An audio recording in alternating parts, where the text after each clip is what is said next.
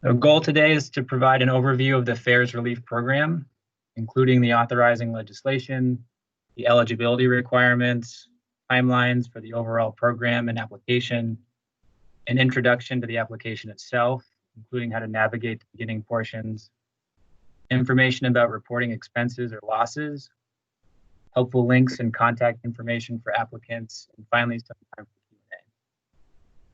At the bottom of the screen is a link where you can find the presentation after the recording is uploaded on Monday. So a little bit about the authorizing legislation. Money for this program ultimately came from the passage of the Federal CARES Act back in March, which allocated money to each state to assist in responding to the pandemic. Vermont received approximately $1.25 billion in CARES Act funding, which the state legislature then divvied up into a variety of stabilization and recovery programs. One of those programs was the Vermont COVID-19 Agricultural Assistance Program, or VSAP. It was authorized by Acts 138, 137, and 120, which were signed by Governor Scott on June 30th and July 2nd of 2020. Including in the VSAP funding was $500,000 for the state's agricultural fairs.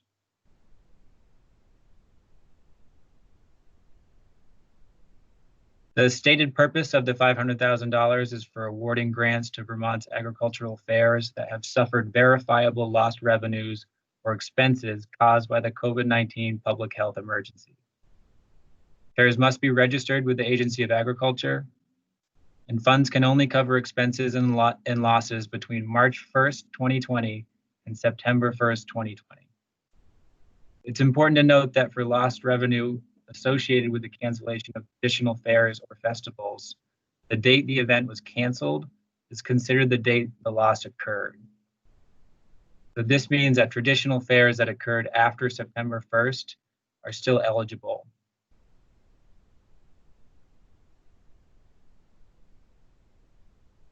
This is the overall timeline for the program. Important to note here is the deadline to apply is Thursday, August 20th at 2 p.m. Eligible applicants can expect to receive payment through direct deposit in the first half of September.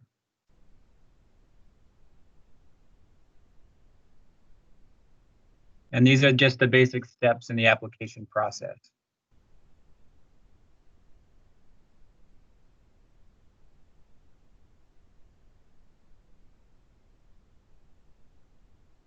So before folks get going with their applications, we recommend you gather some needed documents. Some of these include profit and loss statements from 2019 and 2020 that show revenue and expenses by month, receipts, invoices, canceled contracts, or other documentation that demonstrates specific COVID-19 losses or expenses from between the beginning of March and the end of August, documentation of an official announcement showing the cancellation of a traditional fair or festival, and information about any COVID relief funding, grants, loans, or insurance payments that you have received and or applied for.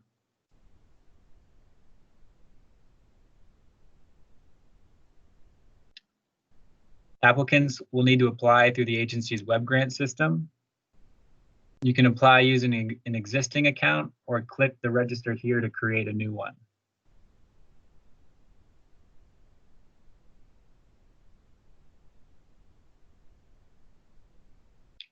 Once you logged in, you should be taken to the main menu page. You can click on the Funding Opportunities link, highlighted in red, which will take you to this next page. Click on the application title to start a new application.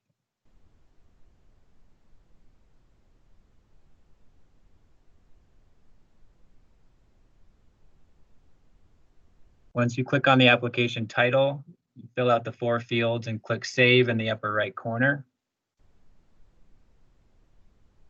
One tip to be aware of is that whenever you see a red asterisk next to a fillable field, you will need to provide an answer in that space before you can save the form. So once you've saved, you'll see this next page with your answers submitted. And then you can click on the Go to Application Forms.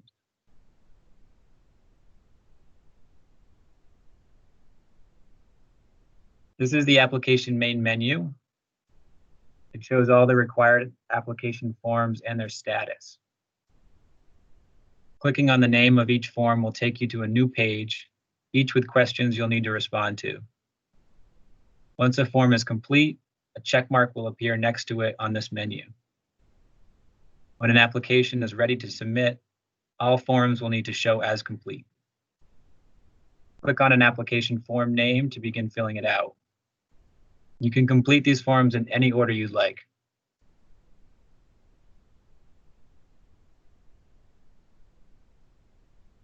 Here I've opened the COVID eligibility form, and you'll notice there's no place to enter answers to the questions. When you open a new form, you may need to click on the edit icon to start filling it out. Once you've completed all the questions, click Save, and then click Mark as complete.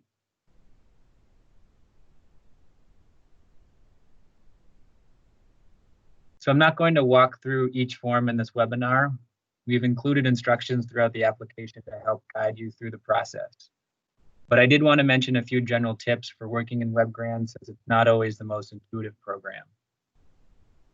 We have an information page for this program on our website, which includes a helpful guide to web grant applications. This is also where we'll be posting the webinar. You should take a look at all the forms before you start to fill any out. Familiarize yourself with them. You don't need to complete the application in one sitting. You can save it and return to it. Forms can be completed in any order, but be sure to save your progress before logging out. Once you've completed a form, you'll need to click on the Mark as Complete icon.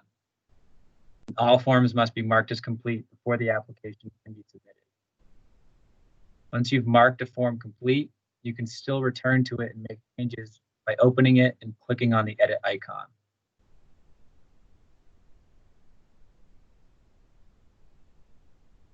Most of the application is straightforward, but I want to take some time to go over reporting losses and expenses. The federal government has placed certain restrictions on how relief funds can be used. And the state legislature included additional restrictions on top of that when they authorized this program.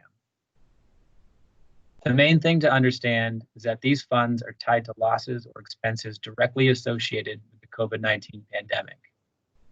That those losses or expenses must have happened after March 1st of 2020 and before September 1st. And that it is your responsibility to clearly demonstrate those losses or expenses and prove they occurred or accrued as a result of the pandemic.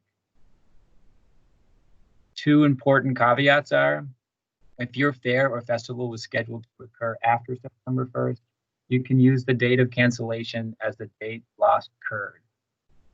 You'll need to show 2019 revenue from that event, quantify the loss. And you'll need to upload some form of communication, an email, website announcement, etc., to demonstrate when you canceled the event. The other important note is that capital grants and stipends are not considered as revenue for this program.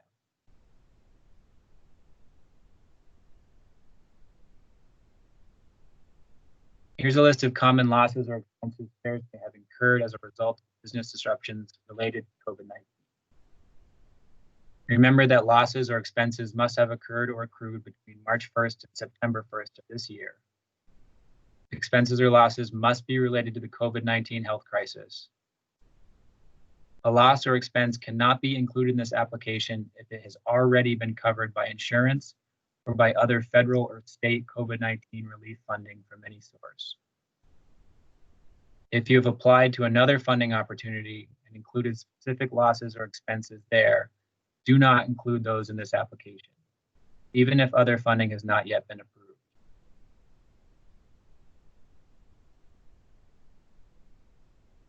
An important thing to keep in mind when filling out this application is that these funds cannot be used for any losses or expenses that have already been covered by other sources. This includes federal relief programs like the Paycheck Protection Program, other state grant programs, or insurance claims. So what if you've applied to other programs but are waiting to hear back? You should indicate what you have applied for, and we will follow up during the review process to check on the status of any pending applications.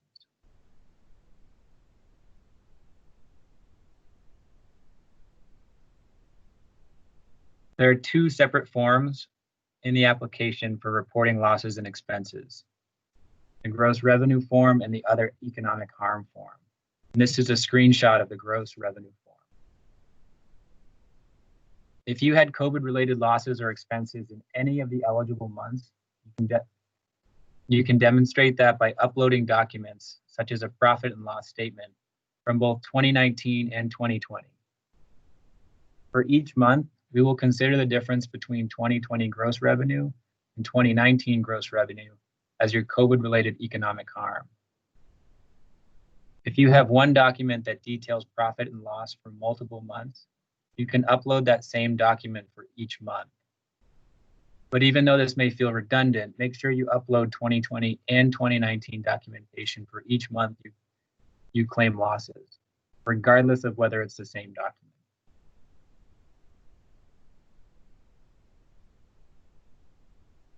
The other economic harm form is a place to document expenses or losses that are not captured in the gross revenue comparison. Something to draw your attention to is the canceled fare section. This will be important for fares that were scheduled to take place after September 1st. Remember, the date the fare was canceled is considered the date the loss occurred. But for some, that may not be how it's reflected on their budget document, which is why we've added it here.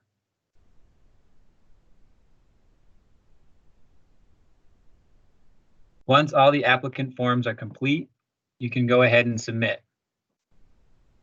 After you submit your application, you will see an application submitted confirmation with an application ID number.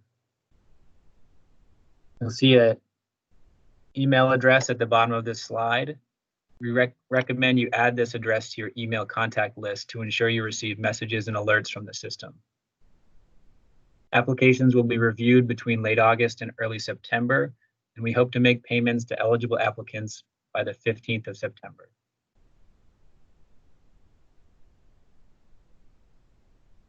This is the direct link to the VSAP webpage specific to FARES applicants, where we have compiled links to documents and other resources helpful during the application submission process. Here you'll find an overview of the program and basic introductory information for anyone interested in applying, the application guide, which contains step-by-step instructions for completing the application, a list of required documentation, and webinar recordings and materials when finalized. For questions or application support, you can call or email us at these contacts shown here. And as a note, support emails and phone calls are returned in the order that they're received, so there may be a slight wait.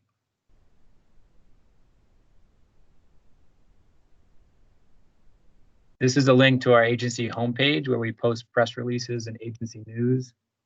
You can navigate to resources for businesses, upcoming events, funding opportunities, etc.